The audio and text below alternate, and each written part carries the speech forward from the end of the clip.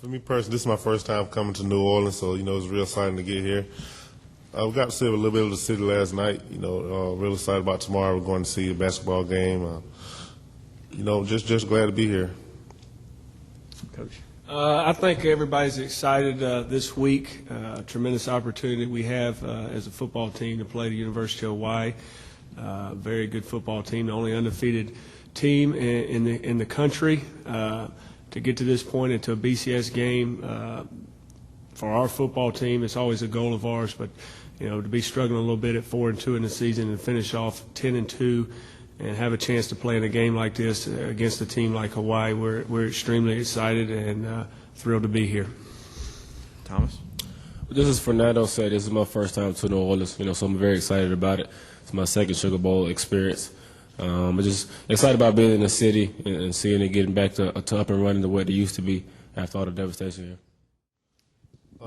There's so much praise that goes to the Hawaii's offense, because how high-powered they are, but just more and more I look at film, the defense is just as good too. They don't get all the attention that they do, but they cause a lot of problems. They're real fast, they're real physical up front, so it's a big challenge that we look forward to come January 1st. I couldn't agree with Fernando more. You hear about Hawaii's offense, Cole Brennan, the receivers. That's really the only thing you ever hear about when you watch the news. And, when you turn on the tape, I expected, to be honest, I'm getting ready to watch film of Hawaii. I thought, I'm going to see some teams scoring a lot of points on them. And that league is known for people scoring points. But, you take out the Louisiana Tech game early in the year, nobody has really put a lot of points on them. They're only giving up like 24 a game. And they play extremely hard. They're physical. They don't mind hitting. They've created a lot of turnovers. It's going, they're 12-0 for a reason. They're pretty good. And I know several games that they've had to come back, and I think 6 of them have come down to the wire. And that's, they've got behind a little bit, and the offense came back, but the defense made stops in games and able them to come back. So they're going to play with a lot of pride, like we are, and we look forward to the challenge. But it's like any game you play. It's going to come down to how well we execute offensively, take care of the ball, and take advantage of our opportunities, and we have a chance to make some plays. Well, they made just a great improvement since last season. I think they finished maybe like the mid-90s as far as total defense goes, and this year they're in the mid-30s, which was a great statement for their team. And like Coach Bobo said, they're 12-0, they're undefeated. They have a lot of confidence. Any team that has that much confidence is going to be tough to beat. Offensively, you just got to execute on every play. It's 11 guys on the field at once, and everybody got to do his job. It's not like a defense. One guy can make a special play, and if one guy misses a block here or there, it'll make the whole offense look bad. So we just got to stay on the same page. Everybody just got to execute. We got to get the job done.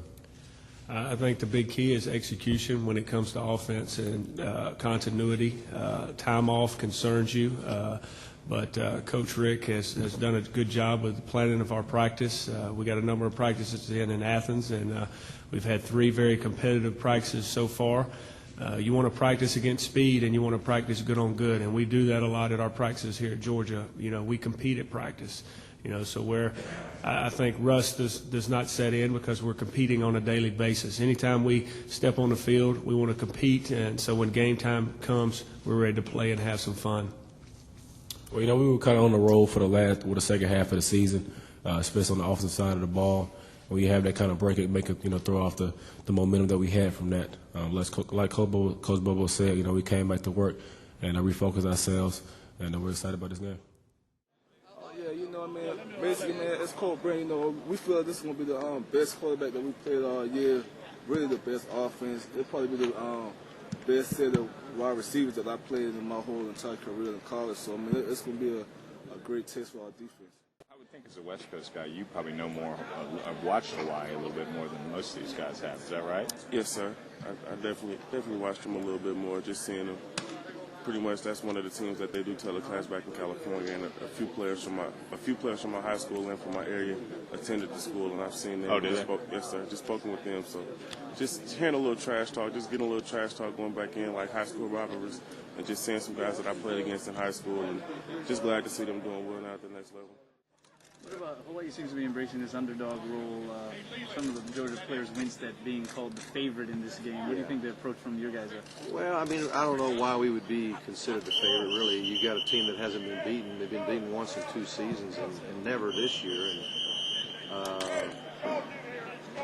And we watch the film. You know, when you watch the film of Hawaii, you see why they're undefeated. And there's a very high amount of respect from our players towards Hawaii, their coaching staff and their players, and their production. I mean, you can't deny their production. Any similarities to Troy that you see? Well, you know, people said, you know, is there anybody you played that's close to Hawaii's scheme? I said the closest team we played was Troy. I did not say they're just like Troy. And but it gets to be, all Coach Rick says we're like Troy. But the bottom line is Troy throws the ball a lot. They do spread a lot, and and if you had to say who have we played that's closest to Hawaii, it was Troy. But Hawaii, it's very evident that they have a much more comprehensive passing attack than Troy. Troy spent threw most of their passes behind the line of scrimmage. Hawaii, of course, has those passes, those quick screens, and things that are used as a running game to a certain degree, but they'll throw the short, intermediate, deep, and the things behind the line of scrimmage. You know, they throw it all, and they do it extremely well, and their personnel is fantastic. So how do you slow it down? I don't know. You tackle well, hopefully. When balls are caught, you tackle well. If they get a lot of yards after the catch, then we've got a lot of problems. The longer we can hold on to the ball offensively, it helps. Turnovers, people get tired of hearing the turnover thing, but it's very, very important. Turnovers change the momentum of the game. Turnovers change the field position of a game.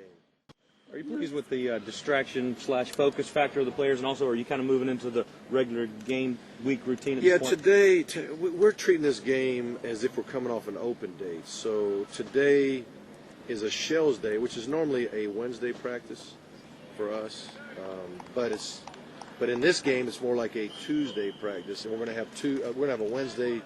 We're going to have 2 Thursdays, so to speak, 2 dress rehearsals, and we'll actually the day before the game have a little bit of a glorified walkthrough because the game is so late the next night. Usually we don't practice at all the day before, but we'll actually get in here and take a team photo, and then we'll have a little bit of a walkthrough. How much do you respect the game that they pass the ball as much as Hawaii does?